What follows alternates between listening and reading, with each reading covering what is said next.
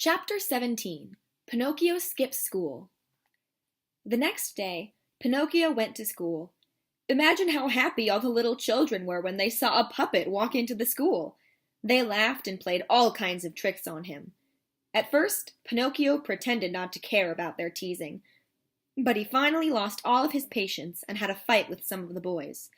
"I respect you, and you should respect me," Pinocchio said. After this, Pinocchio and the children became friends. The teacher liked Pinocchio because he was attentive and smart. Pinocchio was always first at school in the morning and the last to leave in the afternoon. But Pinocchio made many friends, and some of them were known for causing trouble. Every day the fairy warned Pinocchio not to let the bad boys influence him in bad ways. One day when Pinocchio was on his way to school, he met a few of his friends. "Have you heard the great news?" they asked him. "No," Pinocchio answered.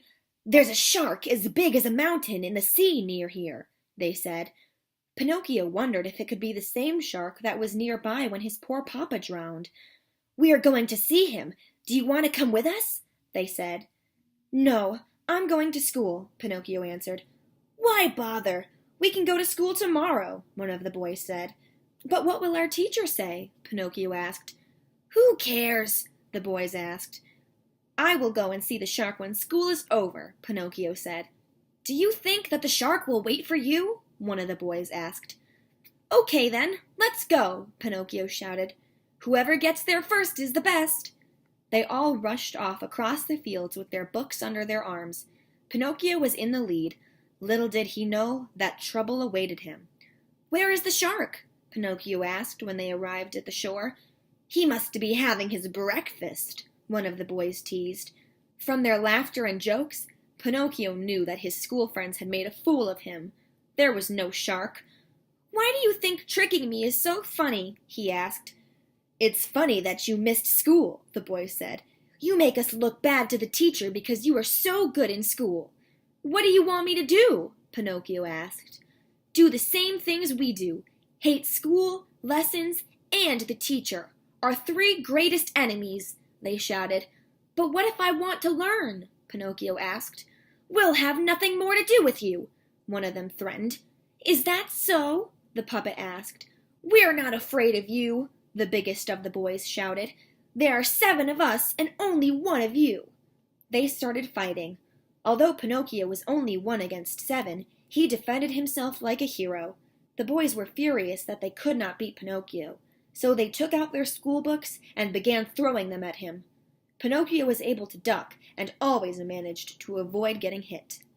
Having no more books of their own, the boys took a big book out of Pinocchio's backpack. One of them threw it at Pinocchio's head, but missed. The book hit one of the other boys. The boy turned white as a sheet and fell into the sand. The terrified boys ran away. Even though he was frightened, Pinocchio stayed to help his school friend.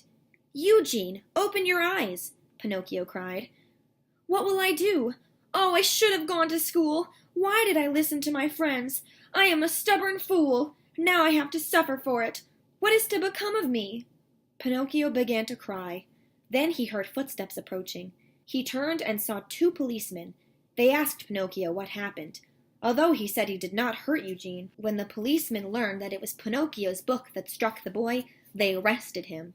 "But I'm innocent," Pinocchio said. "Come with us," they demanded. The policemen told some fishermen to take care of Eugene until they returned.